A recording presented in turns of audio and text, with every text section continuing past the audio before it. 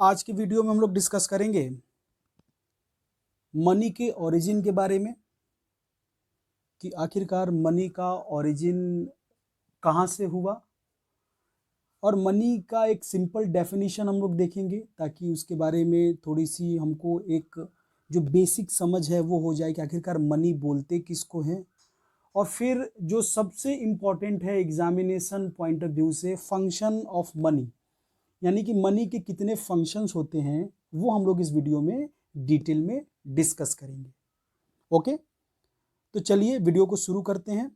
सबसे पहले हम लोग देखते हैं ओरिजिन ऑफ मनी, यानी मनी का ओरिजिन कहाँ से हुआ था।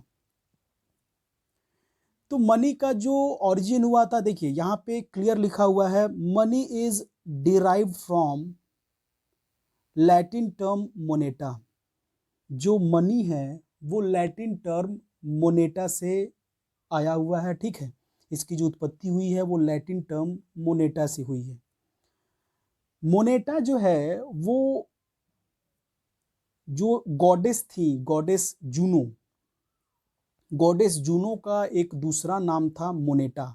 मतलब गॉडेस जूनो को लोग एक दूसरे नाम से भी बुलाते थे, मोनेटा नाम से, ठीक है। और जो एंशियंट इटली था वहाँ पे गॉडेस जो जूनो थी, उनका टेम्पल था, ठीक है। और लोग ये मानते थे कि वो जो है स्वर्ग की देवी हैं और उनकी पूजा करने से जो है लोगों को मरने के बाद स्वर्ग की प्राप्ति होगी, उनकी पूजा करने से चारों तरफ खुशहाली आएगी। ये लोगों के अंदर एक कॉमन परसेप्शन था, ठीक है। एक लोगों के अंदर एक आम धारणा विकसित थी। तो उनका दूसरा नाम था मोनेटा, ठीक है। और उनके मंदिर में उनको चढ़ाने के लिए, मतलब चढ़ावा चढ़ाने के लिए, उनकी पूजा करने के लिए मनी जो है वो बनाया जाता था। मतलब सिक्के जो है वो ढाले जाते थे, ठीक है, क्वाइनेज के थ्रू। तो चूंकि जो मोनेटा गॉडेस थी, उनके मंदिर में उनको चढ़ाने के लिए, उनकी पूजा के लिए सिक्कों का निर्माण किया जाता था। इसलिए ये लोग उन सिक्कों को एक तरीके से मोनेटा नाम से बुलाते थे, और वही मोनेटा से मनी टर्म की उत्पत्ति हुई, ठीक है। मनी जो टर्म है वो पिक्चर में आया वही मोनेटा वर्ड से। इसलिए लोग बोलते हैं जो मनी का ओरिजिन है वो है लैटिन वर्ड मोनेटा से। अब मोनेटा क्या है, मोनेटा किसका नाम था, ये मैंने आप लोगों को डिटेल में बता दिया, ठीक है। आई होप आप लोगों को कोई दिक्कत नहीं होगी। लमसम में एक माइंड में एक रफ कॉन्सेप्ट के लिए इतना रख लीजिए कि एंशियंट इटली में जो एक देवी थी, देवी जूनो, उनका एक दूसरा नाम मोनेटा भी था। उनको ये माना जाता था कि उनकी पूजा करने से चारों तरफ खुशहाली आएगी, ठीक है, लोगों को स्वर्ग की प्राप्ति होगी। और उन्हीं के मंदिर में उनको चढ़ाने के लिए, उनकी पूजा करने के लिए सिक्कों का निर्माण होता था। तो चूंकि मोनेटा जो गॉडेस थी उनके मंदिर में सिक्कों का निर्माण होता था, इसीलिए ये जो मनी टर्म है ये लैटिन वर्ड मोनेटा से आया हुआ है। क्लियर है? वही चीज यहाँ पे बोल रहा है, the term money is derived from the Latin term Moneta. ये लैटिन टर्म मोनेटा से आया हुआ है। इट इज सेड दैट, ये कहा गया है कि Moneta is the other name of goddess Juno. जो मोनेटा है नाम, ये गॉडेस जूनो का एक दूसरा नाम था, ठीक है, जो कि एंशियंट इटली की जो है एक गॉडेस थी, ठीक है। और वहां पे उनको बोला जाता था कि ये द गॉडेस ऑफ हेवन है, ठीक है। ये स्वर्ग की देवी हैं, इनकी पूजा करने से लोगों को मरने के बाद स्वर्ग की प्राप्ति होती है, ठीक है। और जो मेटालिक मनी जो था, जो सिक्के होते थे वो क्वाइंड होते थे, क्वाइनेज होता था इन्हीं के मंदिर में, इन्हीं के मंदिर में इन सिक्कों का निर्माण किया जाता था, ठीक है। और लोग निर्माण करते थे अपने गॉडेस के लिए, उनकी पूजा करने के लिए, ठीक है। तो as this money was produce in the temple of goddess of heaven, क्योंकि मनी प्रोड्यूस होता था गॉडेस ऑफ हेवन के टेम्पल में, और लोग ये मानते थे कि उनकी पूजा करने से चारों तरफ खुशहाली आएगी और स्वर्ग की प्राप्ति होगी लोगों को. One who got it felt the Joy of haven. So it is considered that the term money is derived from the term Moneta. ठीक है, तो इसलिए ये माना जाता है कि जो मनी वर्ड है वो लैटिन वर्ड मोनेटा से आया हुआ है. पहला तो ये एक जनरल कॉन्सेप्ट है मनी के ओरिजिन को लेके. ठीक है, क्लियर है. इसके रिगार्डिंग में दो कॉन्सेप्ट्स हैं. ये भी मैंने पहला कॉन्सेप्ट बताया कि मनी जो है वो लैटिन वर्ड मोनेटा से आया हुआ है. अब मोनेटा क्या है वर्ड, ठीक है, वो वर्ड कहाँ से आया है उसके बारे में आप लोगों को मैंने डिटेल से बता दिया. अब दूसरा कॉन्सेप्ट ये है मनी के ओरिजिन के रिगार्डिंग में कि the other hand some scholars consider the term pecunia as the root of the term money. कुछ जो विद्वान हैं, कुछ स्कॉलर हैं, वो ये मानते हैं कि मनी जो है वो पेकुनिया वर्ड से आया हुआ है. पेकुनिया जो वर्ड है, जो टर्म है, वो पेकस टर्म से निकला हुआ है. पेकस वर्ड से पेकुनिया बना हुआ है. ठीक है, और पेकस का मतलब होता है लिव स्टॉक. मतलब ऐसी मान्यता है कि पहले के जमाने में, जैसे हमारी जो वेद हैं, वेदों में भी इस चीज का प्रमाण है कि गोधन, मतलब कि पहले के जमाने में जो है गाय को एक धन माना गया था और लोगों के पास जानवर ज़्यादा होते थे तो वो उन्हें एक्सचेंज करके और बहुत सारी चीज़ों की प्राप्ति करते थे. यानी as a medium of exchange लोग जानवरों को मानते थे और उनके साथ जो है वो ट्रेड करते थे. Media as a medium exchange उनको यूज में लेते थे. ठीक है, यानी पेकस जो कि लिव स्टॉक से आया हुआ है, इसी पेकस से पेकुनिया बना हुआ है. यानी ये एक धारणा है. आज के स्कॉलर ये मानते हैं कि पहले के टाइम में जानवर जो थे वो as a medium of exchange का काम करते थे और उनको पेकस नाम से बुलाया जाता था. तो इस पेकस से पेकुनिया बना और यही पेकुनिया का दूसरा नाम मनी है. यानी कि दूसरा कॉन्सेप्ट मनी के रिगार्डिंग में ये है. पहला कॉन्सेप्ट तो है कि एक लैटिन वर्ड है मोनेटा, उससे मनी वर्ड बना हुआ है. ठीक है, और दूसरा भी ये भी लोग बोलता है कि ये जो पेकुनिया वर्ड है, ये पेकुनिया वर्ड पेकस से बना हुआ है जिसको कि लिव स्टॉक बोला जाता है. पेकस वर्ड का मतलब होता है लिव स्टॉक, यानी पिछले जमाने में, पहले के जमाने में जानवर as a medium of exchange का काम करते थे, इसलिए वहां से मनी टर्म की उत्पत्ति हुई है. वही बोल रहा है, on the other hand some scholars consider the term pecunia as the root of the term money. The term pecunia has originated from the term pecus. ये जो पेकुनिया है वो पेकस टर्म से आया हुआ है जिसका लिटरली मीनिंग क्या होता है, livestock. This can be help logical as in ancient days livestock and goods were used as money. और ये लॉजिकल भी है कि पहले के ज़माने में जो जानवर होते थे या जो गुड्स होता था वो as a medium of exchange work करता था, एज अ मनी उसको लोग यूज में लाते थे. इसलिए ये भी जो कॉन्सेप्ट है ये कहीं ना कहीं मनी के ओरिजिन को लेकर के फिट बैठता है. तो क्लियर यहाँ पे समझ में आया ओरिजिन ऑफ मनी के बारे में कि आखिरकार मनी का ओरिजिन आया कहाँ से है. मनी ये जो वर्ड है ये आया कहाँ से है. कुछ लोग मानते हैं कि ये लैटिन वर्ड मोनेटा से आया हुआ है और कुछ स्कॉलर मानते हैं कि नहीं, ये पेकुनिया टर्म से, पेकस टर्म से ये मनी वर्ड निकला हुआ है. क्लियर. अब हम लोग यहाँ पे देखते हैं मनी के डेफिनेशन को.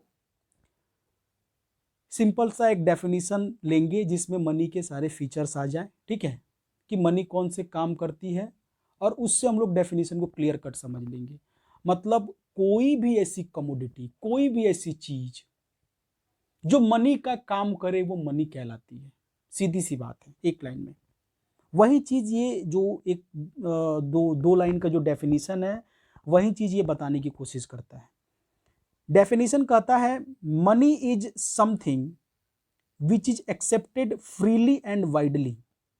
ऐसी कोई भी चीज मनी कहलाएगी, ऐसी कोई भी चीज मनी कहलाएगी जो freely and widely as a medium of exchange के रूप में एक्सेप्टेबल हो. यानी जो एक्सेप्टेबल हो फ्रीली मतलब मुक्त रूप से, और वाइडली मतलब बृहत रूप से, यानी जो मुक्त रूप से और बृहत रूप से मतलब कोई रोक टोक नहीं है उसके एक्सेप्टेंस पे, और काफी बड़े पैमाने पर यूज हो रहा हो।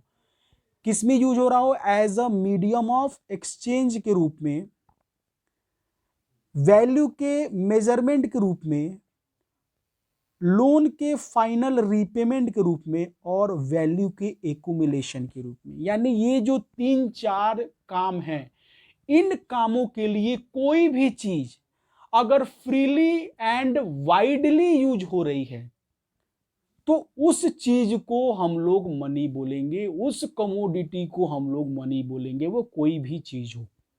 ये बात अपने माइंड में, ये कॉन्सेप्ट क्लियर रखिएगा। यानी कोई भी चीज मनी कहलाएगी अगर वो ये 3-4 काम करे। यानी money is something which is accepted freely and widely, जो फ्रीली यानी कि मुक्त रूप से और बृहत रूप से एक्सेप्टेड है, जब मीडियम ऑफ एक्सचेंज के रूप में मतलब लेन देन के रूप में लोग उसे यूज करें।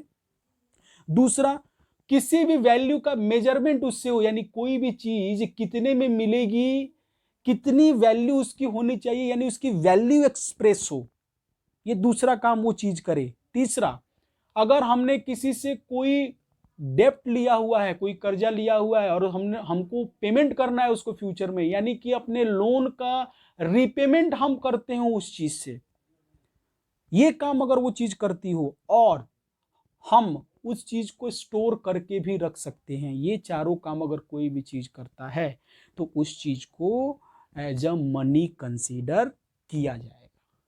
क्लियर है? छोटा सा डेफिनेशन है, काफी इजी वे में आप लोग के माइंड में ये सेट हो जाएगा। तो ऑरिजिन ऑफ मनी क्लियर समझ में आ गया, और मनी का डेफिनेशन समझ में आ गया। अब हम लोग देखते हैं मनी के फंक्शन को, कि आखिरकार मनी के कौन कौन से फंक्शन है। अभी जो मैंने डेफिनेशन में बताया ना 3-4 फंक्शन, यही मेन मनी के फंक्शन है। मैंने अभी बताया ना, कोई भी कमोडिटी, कोई भी चीज ये चारों फंक्शन करेगी उसे एज अ मनी कंसीडर किया जाएगा। तो हम लोग डिटेल में पढ़ते हैं मनी के फंक्शन के बारे में, और फिर इस चीज को और क्लियरिटी से समझने की कोशिश करते हैं। ओके, तो चलिए देखते हैं function of money. Function of money के बारे में हम लोग डिटेल में देखते हैं। सबसे पहला फंक्शन है प्राइमरी फंक्शन।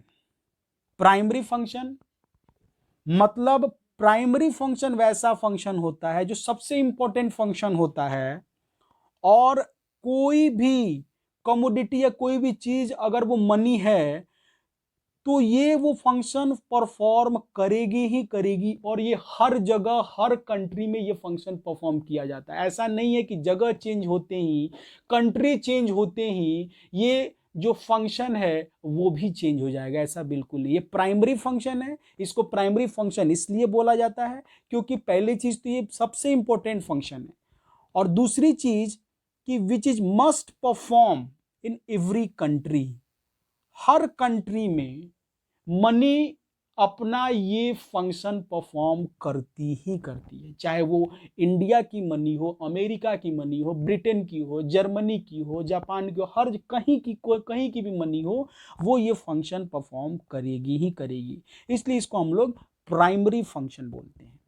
तो प्राइमरी फंक्शन में सबसे पहला है मीडियम ऑफ एक्सचेंज। सबसे पहला है medium of exchange. Okay, medium of exchange का मतलब money as a medium of exchange means that it can be use to make payments for all transactions of goods and services. Money as a medium of exchange use होता है, मतलब कि इसको हम लोग use कर सकते हैं गुड्स एंड सर्विसेज के ट्रांजेक्शन्स में पेमेंट के लिए। मतलब जितने भी गुड्स एंड सर्विसेज का हम ट्रांजेक्शन्स करते हैं उसका पेमेंट करने के लिए हम लोग मनी का यूज करते हैं। इसलिए मनी क्या है? As a medium of exchange है। जैसे इंडिया में रुपीज, हम लोग कोई भी सामान परचेज करते हैं उसके बदले में हम लोग पेमेंट करते हैं, रुपीज का पेमेंट करते हैं। यानी रुपीज क्या है? रुपीज जो फंक्शन परफॉर्म करता है as a medium of exchange का सबसे प्राइमरी फंक्शन है कि नहीं? अगर ये as a medium of exchange का फंक्शन परफॉर्म नहीं करे, मतलब हम अगर किसी से गुड्स परचेज करें और उसके बदले में हम अगर रुपीज उसको पेमेंट करें और वो एक्सेप्ट नहीं करे, कोई भी लोग अगर रुपीज को एक्सेप्ट करना बंद कर दे, जैसे पुराने नोट 500 1000 के जो पुराने नोट है, अगर हम आज उनको लेके जाएंगे और कोई गुड्स परचेज करने के बाद हम उसमें पेमेंट करेंगे, तो क्या सामने वाला एक्सेप्ट करेगा? नहीं एक्सेप्ट करेगा। यानी वो नोट, पुराने note as a medium of exchange का जो फंक्शन है वो परफॉर्म नहीं करेंगे अब, यानी वो एज अ मनी कंसीडर नहीं होंगे। तो मनी का सबसे जो प्राइमरी वर्क है वो क्या है? मीडियम ऑफ एक्सचेंज का मतलब जो भी गुड्स एंड सर्विसेज हम खरीदते हैं और जब हम उसका पेमेंट करते हैं तो हम पेमेंट मनी में करते हैं और वो ही पेमेंट कहलाता है medium of exchange. It is the most essential function of money, ये मनी का सबसे मोस्ट एसेंशियल फंक्शन है। Money has the quality of general acceptability, so all exchange take place in term of money. Money की ये quality है general acceptability की। पिछली video में जब मैंने लीगल टेंडर मनी आपको पढ़ाया था तो एक छोटी सी चीज मैंने बताई थी आपको, जनरल एक्सेप्टेबिलिटी मतलब कि अगर जनरली एक्सेप्ट है कोई चीज तभी वो as a medium of exchange के रूप में काम में आएगी। जैसा अभी मैंने बताया 500 1000 के पुराने नोट, आज हम अगर उसको कोई भी गुड्स अगर हम परचेज कर रहे हैं और उसके बदले में हम पेमेंट करने जाते हैं तो कोई भी शॉपकीपर, कोई भी बिजनेसमैन पेमेंट एक्सेप्ट नहीं करेगा। क्यों एक्सेप्ट नहीं करेगा? क्योंकि जनरल एक्सेप्टेबिलिटी का फीचर नहीं है उसमें, यानी सर्वमान्य तरीके से उसको स्वीकार नहीं किया जाता है। यानी जिस भी कमोडिटी में, जिस भी मनी में जनरल एक्सेप्टेबिलिटी का फीचर खत्म जो है नहीं रह जाता है, वो as a medium of exchange कभी परफॉर्म करेगा ही नहीं फंक्शन। और जब कोई भी commodity as a medium of exchange अपना फंक्शन परफॉर्म नहीं कर सकता है तो हम उसे एज अ मनी कंसीडर नहीं कर सकते। यानी मीडियम ऑफ एक्सचेंज सबसे जो एसेंशियल फंक्शन है मनी का, वो एसेंशियल फंक्शन है। और ये मीडियम ऑफ एक्सचेंज तभी होता है क्योंकि जनरल एक्सेप्टेबिलिटी का फीचर अवेलेबल होता है मनी में। आया समझ में? अब यहां पे लिख रहा है this function has removed the major difficulties of lack of double coincidence of wants and inconveniences associated with the barter system.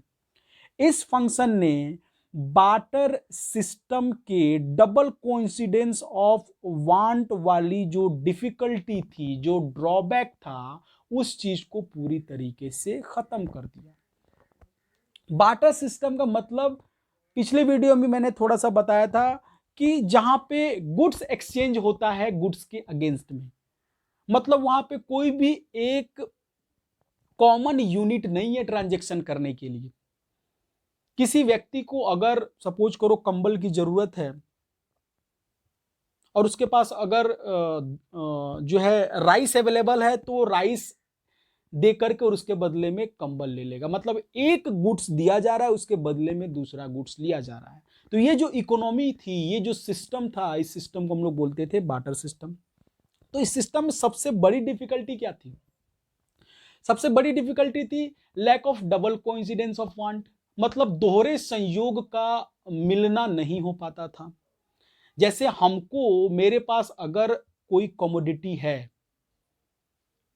और मुझे किसी दूसरी कमोडिटी की जरूरत है तो मैं सबसे पहले तो ऐसे पर्सन को ढूंढूंगा जिसको उस कमोडिटी की जरूरत पड़े। जैसे मेरे पास कंबल है और मुझे चाहिए दूध। अब पहले मैं उस व्यक्ति को ढूंढूंगा जिसको कंबल की जरूरत हो और मुझे देने के लिए उसके पास दूध भी उपलब्ध हो। यानी इतना संयोग मिलना आवश्यक होता था किसी भी लेन देन के लिए, किसी भी ट्रांजैक्शन के लिए। इतना कोइंसिडेंस जब हिट होता था तभी ट्रांजैक्शन परफॉर्म होते थे बार्टर सिस्टम में। अब मेरे पास कंबल है और मैं सामने वाले किसी ऐसे व्यक्ति को ढूंढूंगा जिसको कंबल की जरूरत है। अब कोई व्यक्ति मिला, बोला कि भाई मेरे पास दूध तो अवेलेबल है लेकिन मुझे कंबल की जरूरत नहीं है, मुझे जूतों की जरूरत है। अगर तुम्हारे पास जूते अवेलेबल हो तो तुम मुझे दो, मैं उसके बदले में तुमको दूध दे दूंगा।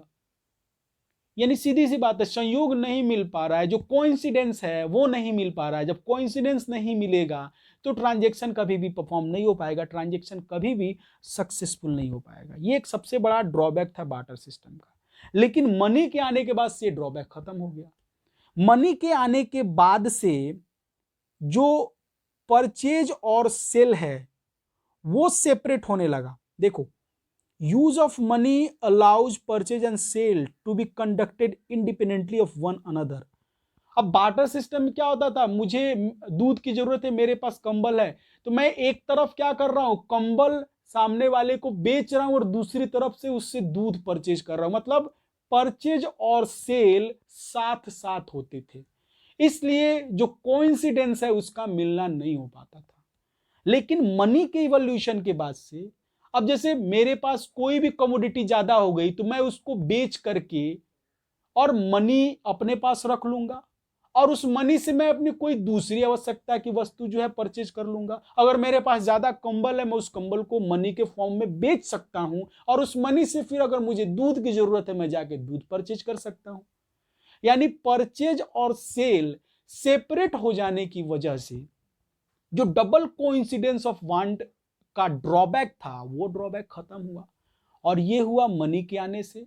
मनी ने ये फंक्शन परफॉर्म करना शुरू किया, और जो एक बहुत बड़ा ड्रॉबैक था बार्टर एक्सचेंज सिस्टम का, वो ड्रॉबैक कहीं ना कहीं खत्म हो गया। प्राइमरी फंक्शन में दूसरा पॉइंट है मेजर ऑफ वैल्यू, यानी वैल्यू का मेजरमेंट मनी के आने के बाद से पॉसिबल हो पाया। इन प्रैक्टिकली देखो तो सबसे पहले हम लोग वैल्यू का मेजरमेंट ही करते हैं, तभी जो है फर्स्ट वाला फंक्शन परफॉर्म करते हैं as a medium of exchange वाला। एक एग्जांपल तुमको देते हैं, कोई भी दुकान पे हम जाते हैं, कोई भी सामान खरीदने, अगर हम चावल खरीदने दुकान पे गए तो सबसे पहले क्या पता करते हैं, चावल का रेट क्या है, पहले हम रेट पता करते हैं। रेट पता करना मीन्स क्या, उस पर्टिकुलर कमोडिटी की प्राइस कितनी है, उसका प्राइस कितना है, मतलब कितने में एक्सप्रेस हो रहा है, जिस टर्म में एक्सप्रेस हो रहा है वो टर्म किस टर्म में एक्सप्रेस होगा, मनी के टर्म में एक्सप्रेस होगा। यानी मनी के आने के बाद से किसी भी कमोडिटी का प्राइस एक्सप्रेस करना और उसके प्राइस को डिटरमाइन करना इजी हो गया, उसके प्राइस को डिटरमाइन करना इजी हो गया। अब हमको पता चल गया कि इस कमोडिटीज की इतनी प्राइस है, इस कमोडिटी की इतनी प्राइस है। बार्टर एक्सचेंज सिस्टम में कमोडिटी के प्राइस एक्सप्रेस करने के लिए कोई यूनिट ऑफ अकाउंट था ही नहीं, कोई एक कॉमन जो है मनी कोई थी ही नहीं कॉमन यूनिट एक्सचेंज करने के लिए जिसमें प्राइस जो एक्सप्रेस हो सके। अब दो व्यक्ति ट्रांजैक्शन करते थे तो एक व्यक्ति अपनी कमोडिटी की वैल्यू को है ज्यादा बताता था, दूसरा व्यक्ति अपनी कमोडिटी की वैल्यू को ज्यादा बताता था, और दो लोग ट्रांजैक्शन करते थे बार्टर सिस्टम में तो डेफिनेटली एक पर्सन को लॉस होना ही होना था, क्योंकि ये हो ही नहीं सकता कि दो कमोडिटी की वैल्यू एकदम सेम हो जो एक्सचेंज हो रही है। लेकिन मनी के आने के बाद से कमोडिटी की वैल्यू मनी के टर्म में एक्सप्रेस होने लगी। अब आज इन प्रैक्टिकली हम क्या करते हैं, सबसे पहले वैल्यू का मेजरमेंट करते हैं।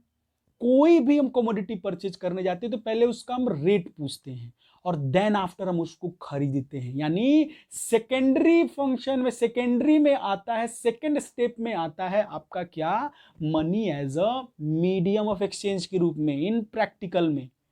यहां पे हम प्राइमरी फंक्शन में सबसे पहला पढ़े हैं भले ही मीडियम ऑफ एक्सचेंज, और हम सेकंड पॉइंट पढ़ रहे हैं मेजर ऑफ वैल्यू, लेकिन इन प्रैक्टिकल लाइफ में सबसे पहले हम वैल्यू का मेजरमेंट ही करते हैं कि कोई सामान कितने में मिल रहा है, और सेकंड स्टेप में हम as a medium of exchange के रूप में मनी का यूज करते हैं। तो वही है मेजर ऑफ वैल्यू का मतलब वैल्यू का मेजरमेंट पॉसिबल हो पाया मनी के आने की वजह से। Money as a measure of value means that money works as a common denomination in which values of all goods and services are expressed। ये एक कॉमन डिनोमिनेशन का काम करने लगा जिसमें सारे गुड्स एंड सर्विसेज का वैल्यू क्या होने लगा, एक्सप्रेस होने लगा। यानी किसी कंट्री में जितने भी गुड्स एंड सर्विसेज प्रोड्यूस होंगी सबकी वैल्यू एक्सप्रेस होगी इसी टर्म में। जैसे इंडिया में रुपीज है, सबकी वैल्यू एक्सप्रेस होती है किसमें, रुपीज में। This function facilitates maintenance of business accounts. इस फंक्शन ने बिजनेस अकाउंट को मेंटेन करना आसान कर दिया। मतलब अगर कोई बिजनेस हो रहा है तो उस बिजनेस में कितने अमाउंट का ट्रांजैक्शन हुआ, कितने का सेल हुआ, कितने का परचेज हुआ, कितने का क्रेडिट ट्रांजैक्शन हुआ, सबका कहीं ना कहीं एक वैल्यू एक्सप्रेस होता है मनी में। यानी मनी के आने के बाद से सबकी वैल्यू मनी में एक्सप्रेस होने लगी, अकाउंट मेंटेन होने लगे। और कहीं ना कहीं अगर मनी नहीं रहता तो ये सारी चीजें इम्पॉसिबल थी। क्लियर है? अब वैल्यू के जो है मेजरमेंट की वजह से जो भी गुड्स एंड सर्विसेज हैं उसके रिलेटिव प्राइसेस भी हम कैलकुलेट कर सकते हैं।